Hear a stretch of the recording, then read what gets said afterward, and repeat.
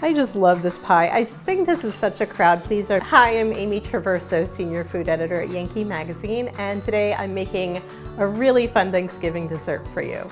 So every year I have the challenge of coming up with a new way to do pumpkin pie, and I'm really happy with what I came up with this year. This is called a Pumpkin-Fluff pie.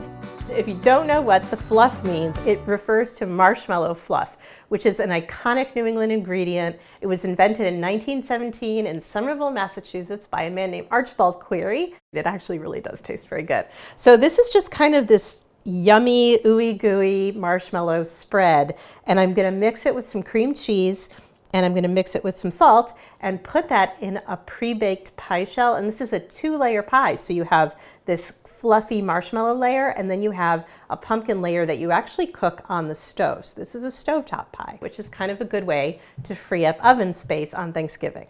So let's get started with our filling.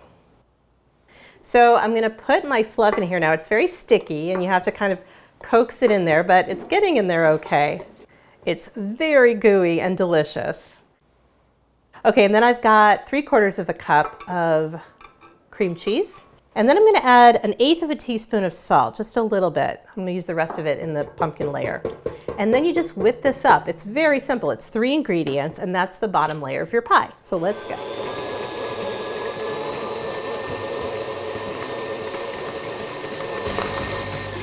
So halfway through, I'm stopping my mixer, and I'm gonna just scrape down the sides to make sure everything is really mixed in.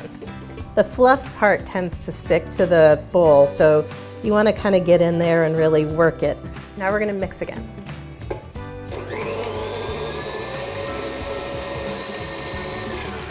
All right, so this is looking really good and nicely mixed. So I'm going to lift this out. That looks perfect. It should have the texture of, say, a whipped cream, like a very thick whipped cream. That means it's ready. So this is going to go into my pie crust, which I've already baked until it's nice and kind of fully cooked and golden brown. And I'm gonna layer it in the bottom. The thick cream cheese dilutes the sweetness of the very sweet marshmallow fluff. It also gives it a little bit of a creamy tang. It's just a really nice combination. Okay, so that's ready to go in the refrigerator to chill for about 30 minutes. The first step when you're working with gelatin is you want to bloom it, and you're just basically softening it over liquid. So I'm going to sprinkle, this is 1 packet, which is about 1 tablespoon. So that's just going to sit there, and now I'm going to prepare the rest of the pumpkin filling, which is very simple. It actually has fewer spices than your typical pumpkin pie, but it tastes really good. So I've got 1 can of pumpkin puree, not pumpkin pie filling, which already has sugar and spices in it. This is just pure puree. So this is going in over medium to medium-high heat. And now I'm going to add my sugar. Okay. And my spices. So I've got cinnamon, 1/2 teaspoon. And ginger, also 1/2 teaspoon. And because every sweet thing needs a little bit of salt to balance it out, I'm going to add 1/2 teaspoon of salt. And now I just want to cook this for 3 or 4 minutes. It'll start to steam, and we just want to cook the pumpkin enough so it loses that raw flavor, because this is the only cooking that this pumpkin is going to do for the recipe. And keep stirring it pretty frequently, just so it doesn't get any hot spots.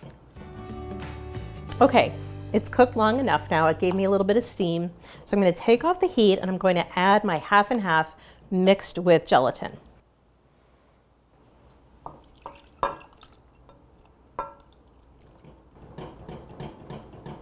The gelatin and 1/2 and 1/2 mixture will allow the pumpkin to set up to kind of get a little bit firm.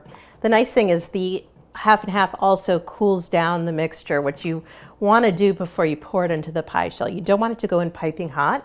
You want it to kind of come to like a warm temperature before you pour it over the fluff layer. I'm going to take it off the heat and let it cool a little bit more. And then we'll be ready to assemble our pie, and then all it has to do is chill. Okay, so now that my base is chilled, I'm going to pour in my delicious pumpkin filling. You'll notice that there's much less fluff filling than there is pumpkin. That's by design. Fluff and cream cheese are sort of an intense combo. You want to layer, but you don't want to be overwhelmed by it. So let's pour in our pumpkin, and then you just spread it out. And you just kind of want to make it look smooth. You can use the back of a spoon. So let me put that there. I like to keep my spoon in some hot water to prevent it from sticking to the filling. Now this goes into the fridge at least 4 hours and up to overnight. If you're gonna keep it in longer, let's say you wanna make this pie 2 days in advance, spray the top of the pie very lightly with a vegetable oil spray and then put some plastic wrap on it. That way the plastic wrap will not stick to the top and then rip off that nice pretty top that you've made. Okay, off to the fridge, and then my pie will be done. You could certainly serve this pie exactly like this with a side of whipped cream and everyone will be happy. If you want to do something a little bit fancier, let me just show you a little trick for decorating. So I'm going to make some whipped cream. This is just regular heavy cream. I don't need to sweeten it because the pie's already sweet. It's about 2/3 of a cup, anywhere from half to 2/3 of a cup you can use. So we're just going to get this to kind of soft peak, which means when you pull the whisk out, it should just flop over. It should make a little tip and then flop over. Okay, here we go.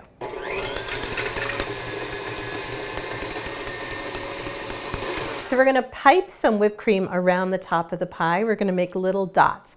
To do that, I'm just using a standard plastic bag, sandwich size. I'm going to put this in a cup to hold it and open it over the sides. That just helps keep it neat. I hate making a mess when I'm piping, so that's what I'm going to do. So you can spoon that in there, and you don't need to fill it up, you just need a little bit. Whatever whipped cream you have left over, you can always serve with the pie. And if you make it ahead of time and it sort of separates a little, you just re-whip it, it'll be fine. I'm going to cut a small hole right there at the corner. Now, I'm going to go around the pie and make little dots at regular intervals going in toward the center.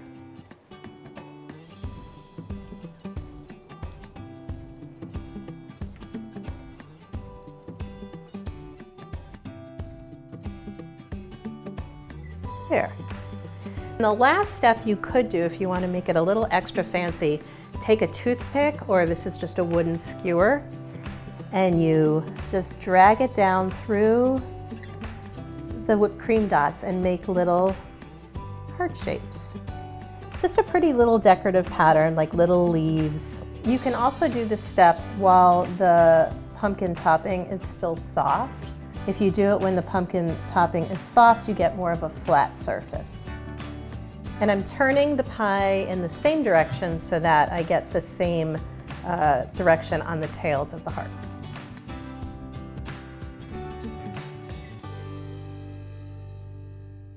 So now it's the moment of truth. This always makes me a little bit nervous. The first slice of the pie is always hard to cut. I'm going to use a sharp chef's knife because I just want to try to get a clean edge. Always hardest with the first slice. And all the way out to the edge. And then I'm going to wipe my knife to get this as clean as possible.